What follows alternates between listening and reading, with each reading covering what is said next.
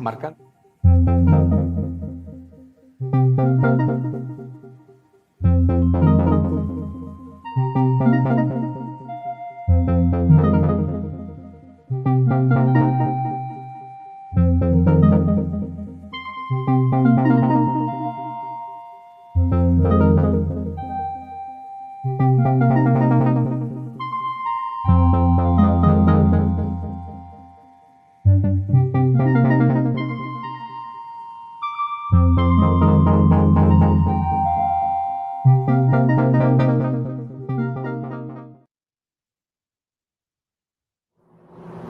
¿Qué tal? Estamos en La Mula con Álvaro Hensler. Álvaro, ¿cómo estás? Muy bien, César, gracias por la invitación. No, gracias por compartir este tiempo con nosotros. Mira, rompamos un poco las etiquetas. Querría que presentes a la persona que te presentes. Tienes un nombre, un apellido, una memoria, una historia transitada. ¿Quién es Álvaro Hensler? ¿Cómo llegas a Coalición Ciudadana? Bueno, llego primero porque soy miembro del Consejo Directivo de Transparencia y desde Transparencia a inicios de año sabíamos que la situación era inmanejable como país y decidimos abrir una serie de diálogos acerca de cómo salir de esta crisis. Y bueno, llego a Transparencia hace unos años por invitación del Consejo Directivo anterior, liderado por Alan Wagner, como un joven, aún me sigo considerando joven, muy vinculado a temas de educación y de ciudadanía y desarrollo del país que lo vengo ejerciendo desde que salí de la universidad. Cómo ayudar a que el país salga adelante, básicamente en temas de educación, en temas de desarrollo, en temas de ciudadanía. Y por esa trayectoria cumplí la cuota joven de Transparencia y después fui nombrado en el Consejo Directivo y desde ahí es que hemos venido impulsando Coalición Ciudadana. Jóvenes, hablando de tu generación. ¿A qué grupo etario correspondes? ¿A qué experiencias resumen lo que podrías considerar como el espacio juvenil en que te has venido moviendo desde que llegas a Transparencia?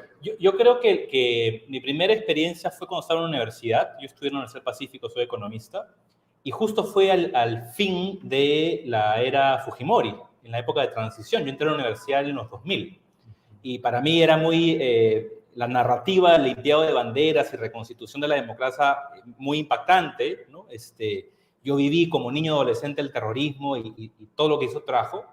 Y estando en la universidad, un amigo mío, Alonso Franco, hijo de Rodrigo Franco, me contó la idea de cómo traíamos a la mesa diferentes universitarios, públicos, privados, para trabajar juntos en algo. Y creamos en ese 2003 el grupo Convergencia, que de hecho en Arequipa sigue existiendo, ¿no?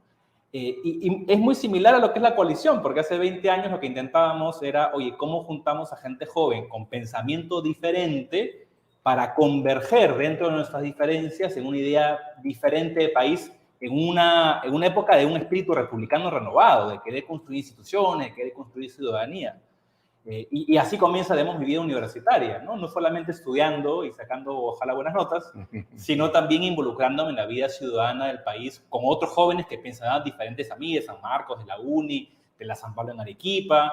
Y creo que desde ahí hay esta semilla en mí de poder converger en un país muy difícil de poder conversar y llegar a acuerdos, ¿no? Eres parte de una generación que sale a la vida política en un momento muy particular. Los acuerdos del 2000, el clima de lanzamiento institucional que acompañó la narrativa de la transición, pero que también ha pasado por fuertes dolores históricos. Bagua es un evento que marca la historia que transita del 2000 para acá. El descubrimiento de que nuestra transición encerró un engaño. Digamos, es algo que te ha cogido en un tiempo reciente. ¿Cómo has vivido, cómo sientes que ha vivido el colectivo al que perteneces, lo que podríamos llamar los traumas básicos de estos 20 años, las desilusiones de estos 20 años? Yo creo que lo que vemos hoy como crisis profunda no solo es resultado de un gobierno nefasto y un Congreso contrarreformista, sino sobre todo 2 décadas de una apatía ciudadana y de una apatía reformista. Lo que comenzó en el 2000 como una intención de fortalecer la democracia, fortalecer las instituciones que vayan de mano con el crecimiento económico, poder dotar de servicios buenos de educación, salud, pensiones, empleo digno, no se dio. Nos creímos el cuento, que siendo economista, que solamente con crecimiento económico, la reducción de la pobreza y la inequidad íbamos a poder ser una nación. Y fue un grave error tratarlas como cuerdas separadas. Y por eso es que estos sucesos de Bagua, Merino y un montón de episodios claves en estas 2 décadas tienen una constante: el enfrentamiento entre peruanos capaces de conversar y escucharnos e ir rápidamente a la violencia, a la polarización, al grito y a la categorización del otro y a la negación del otro. Todos los sucesos que han pasado en las últimas décadas implican una alma nacional resquebrajada y con una imposibilidad de tan solo escucharnos y valorarnos, que tú puedes tener una posición que valoro y puedo disentir de eso. Y claramente las últimas elecciones lo ha exacerbado a la máxima potencia. Razón por la cual hoy muchos peruanos, incluso familias y amigos, no pueden conversar entre sí temas políticos porque simplemente se niegan y se creen el monopolio de la verdad absoluta en relación a una crisis que es complejísima. Y en esa complejidad es muy difícil ser simplista en categorías o en análisis o en conclusiones, ¿no? ¿Cómo viste las marchas del 18, el 19, noviembre 20, Inti Brian? ¿Qué viste en esas movilizaciones? Mira, en las movilizaciones en el Perú multitudinarias pasan cada 10 años. Yo hice un análisis y más o menos cada 10 años hay esta erupción de fuerza ciudadana no organizada. No hay una cabeza o líder que lo organice. Y de hecho yo participé en una de esas marchas. Y yo creo que lo que ha pasado en esa marcha específicamente de Merino, había una sensación acumulada de fenómeno del Niño, pandemia, vacancias, renuncias, obstrucción, y la ciudadanía dijo, digamos, esos primeros días nefastos de Merino, explotó la calle, ¿no? Ahora, y yendo a por qué hoy no es multitudinario, ¿no? Justo han salido las encuestas sobre eso. En parte es por quienes convocan a las marchas, que la gente no se siente identificada con esas personas, pero sobre todo porque yo creo que hay un gran temor de, oye, si yo salí a marchar para hacer un cambio, estamos peor. ¿Para qué vamos a marchar si estamos peor que antes, ¿no? Y por eso es que es bien importante es marchar para qué, movilizarnos para qué. De hecho, las marchas de noviembre del 2020 habían varias motivaciones, no había una única motivación.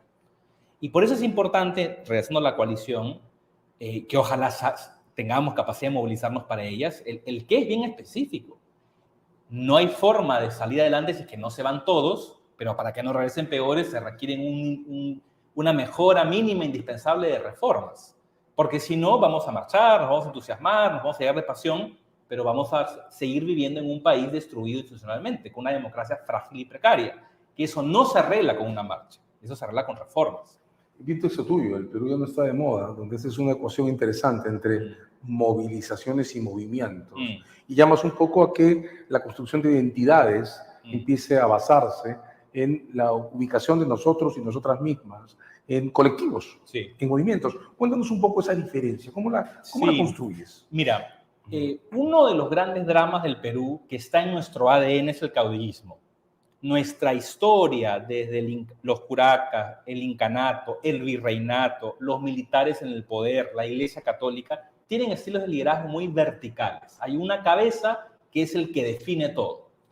Por eso es que nosotros consistentemente buscamos a un caudillo de moda al cual entregamos el poder, nuestras esperanzas, a pesar que este caudillo es bien espontáneo, hace todo a la rápida, a la criolla, no construye partido político, no construye equipos, igual le damos la confianza. Insistimos en ese modelo. Está pensando en Piérola, entrando por Cocharcas. Es que es toda nuestra historia. Y ese ensayo, lo que yo sostengo es que esa obsesión por las modas caudillistas que no han resultado en glorias para el Perú, están de espaldas a nuestra indiferencia por construir movimientos ciudadanos. Y el movimiento ciudadano significa que hay un grupo de líderes pares, plurales, donde todos pueden ser presidenciables, donde varios pueden ejercer liderazgo y se construye institución independientemente de la persona. Y la obsesión está en nuestro ADN. Si tú miras ahora el Jurado Nacional de Elecciones, que tienen varios pedidos de kit para arrancar partidos políticos. Aquí hay como 20, y algunos ya están en los medios, ¿no? Otra vez, son personas con toda la intención válida de querer aspirar a la máxima magistratura del Perú, pero construidas alrededor de él o de ella. Y ese es un error, pensar que un país se puede gobernar a partir del talento o don, por más mesiánico o increíble que sea, a partir de una persona. El país necesita docenas, cientos de personas que en equipo se conozcan y lo puedan gobernar. Y eso no lo hemos hecho. Y eso no es culpa de tal o cual persona, no es culpa de tal o cual partido. Es culpa de nosotros como ciudadanos que hemos abandonado la vida pública, los asuntos públicos, y no nos hemos metido a querer construirlo. Es muy fácil criticar desde las redes, es mucho más difícil construir redes que se mantengan en el tiempo. Claro, y tú sostienes algo semejante a la construcción de un nos colectivo distinto a la adhesión a un caudillo y un movimiento espontáneo o efímero tras ese caudillo.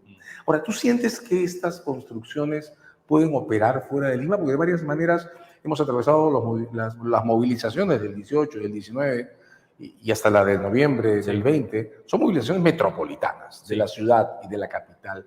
¿Tú sientes que es posible desde tu generación construir espacios que trasciendan a Lima e incluyan a provincias? ¿Encuentras una diferencia entre tu ser, Álvaro, desde la capital y el ser de otras personas, hombres, mujeres de tu generación fuera de la capital?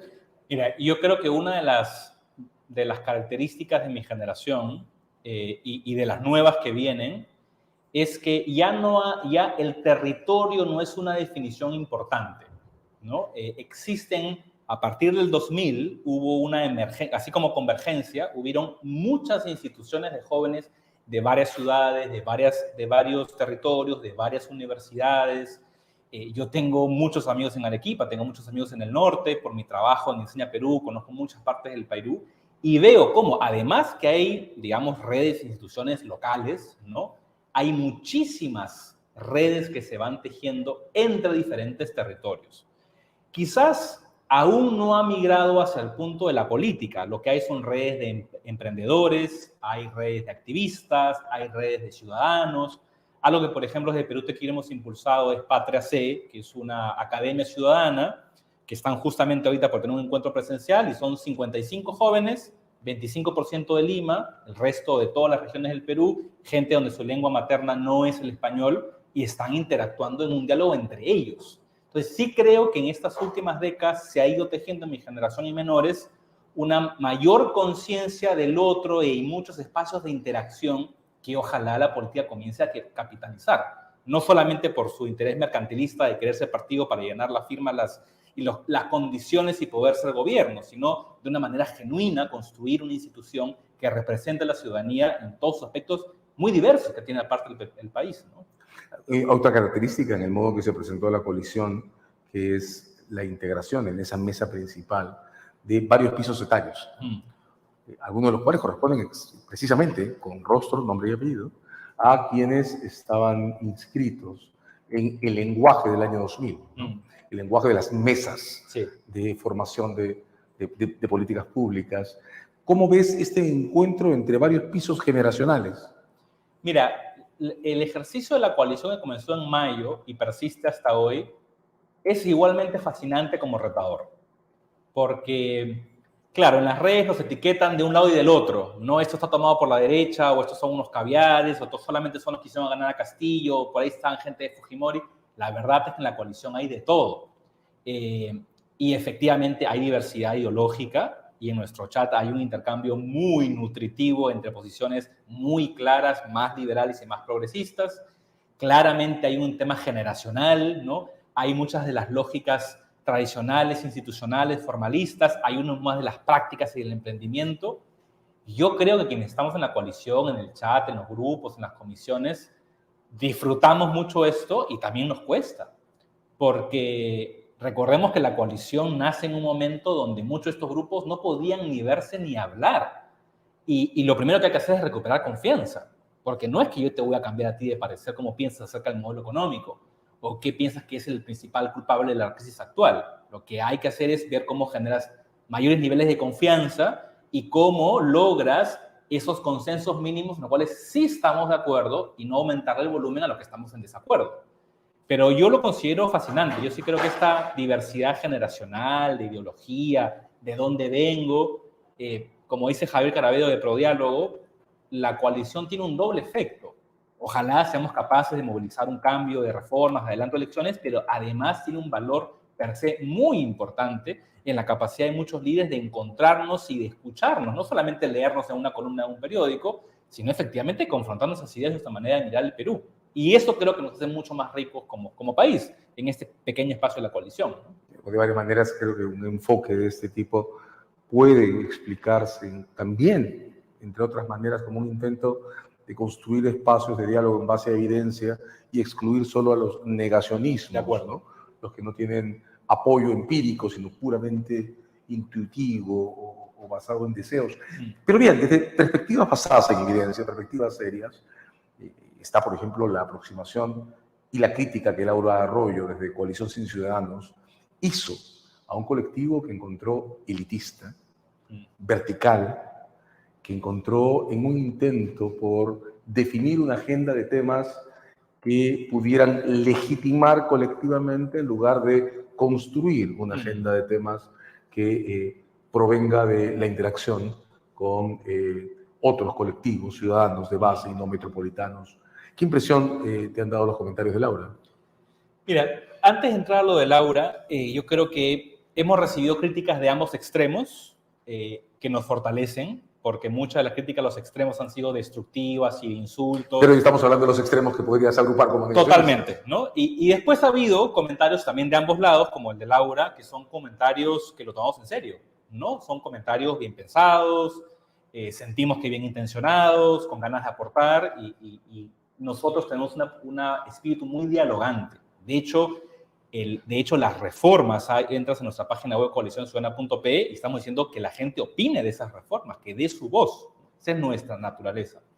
Ahora, de los comentarios de Laura y de otras personas, creo que hay muchos supuestos detrás de varias de las críticas, ¿no?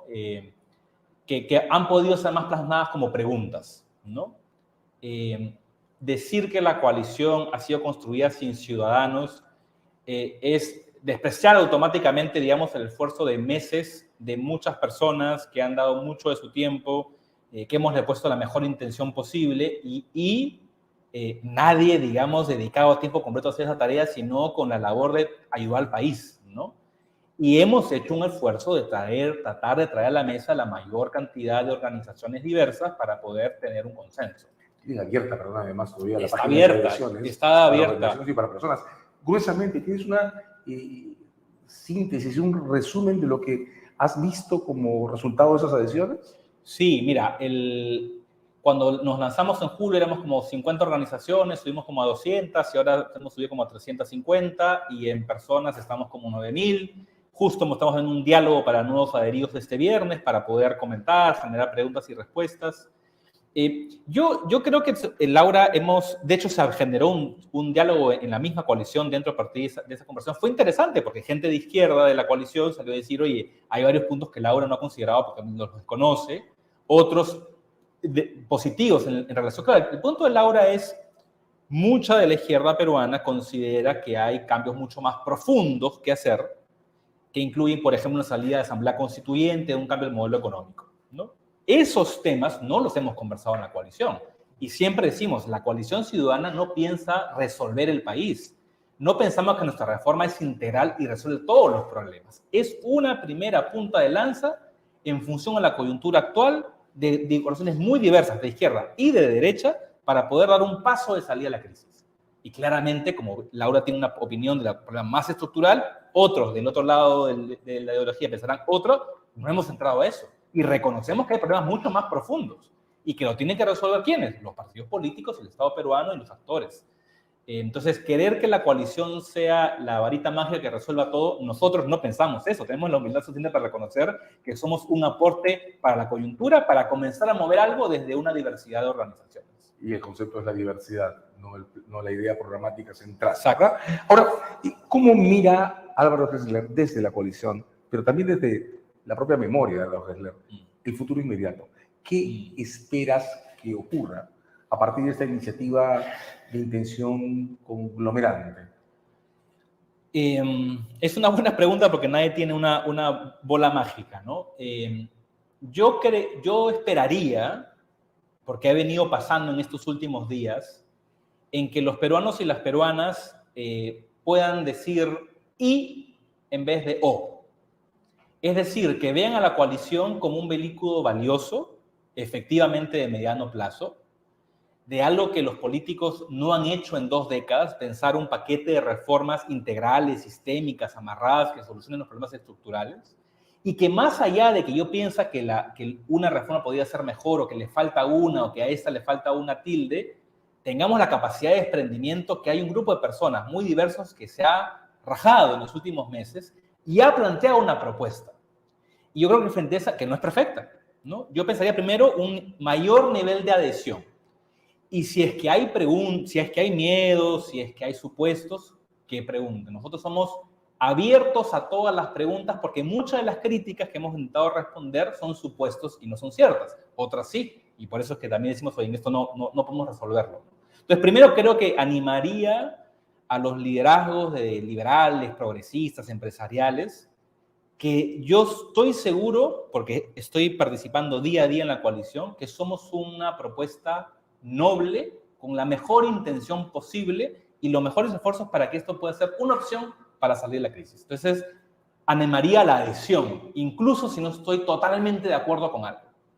Y lo segundo que esperaría, y creo que está pasando, en las reuniones de la OEA, varias de las instituciones de la coalición han participado en el diálogo, y la OEA nos ha dicho, ustedes son de los únicos o pocos que han venido con una propuesta concreta. Les agradecemos que ustedes vengan no solamente con un análisis, o tú eres el culpable, yo soy el culpable, sino con una propuesta de salida. Con lo cual, yo creo que lo que se está logrando en la coalición, con la propuesta de la coalición, es dibujar o esbozar otra salida en medio de un trampamiento donde los pueblos nos sentimos hartos, indignados y sin esperanza. Si la coalición tan solo logra disminuir nuestro hartazgo y aumentar nuestro sentido de posibilidad y esperanza de que algo puede pasar, sería increíble. Porque efectivamente sí creo que tenemos los peruanos la capacidad de salir de esta crisis.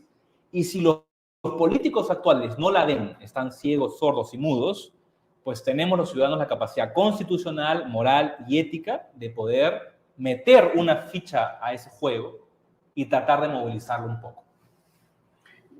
Manuel Águila decía en la República, comentando el inicio de este proceso, que esto es un punto de partida y no necesariamente la descripción de una meta de llegada. Álvaro Gesler ha estado con nosotros, presentándonos una iniciativa que no tiene por qué ser la única, pero que tiene por intención comenzar a hacer una trocha. Muchas gracias, Álvaro. Gracias, César.